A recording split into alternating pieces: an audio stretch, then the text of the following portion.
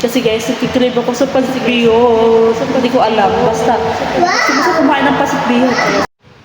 Yung sa todo. Yung bubong? Oo. Yung bubong? Oh no! Tulo? Yan.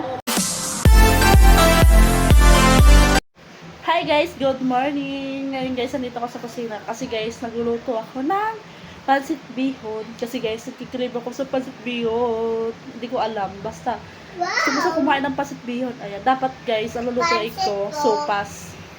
Kaso, pancit bihon talaga naghihibabaw sa. Kasi guys, maulan dito. Ayan o, tingnan nyo guys. Magdamag ang ulan dito, grabe. Walang tigil yung ulan. Tingnan nyo. Ayun guys, oh, sobrang maulan dito. Pero na naman siya, sobrang lakas yung ulan. Isisiya, ma! Isisiya, iyan no, babong! Ma! Maulan lang siya dito, wala namang hangin. Ayun.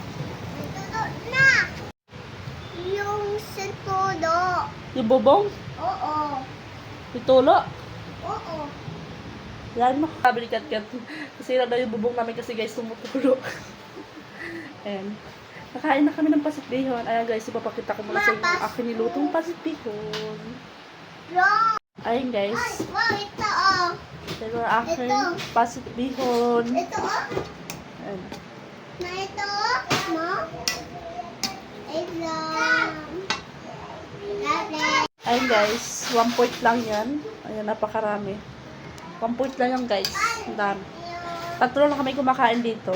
Ayun. Kakain na kami. Ha! Let's eat. Ay! Hi.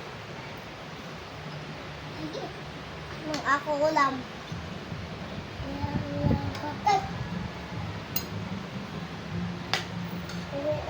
Ayun guys, kain na kami. Ayan, ito yung sa akin. Ayan. May kanin sa akin kasi hindi talaga pwede mawala yung kanin kasi life is rice. Life is rice. What Ayan. is this? Kasi rice lover talaga.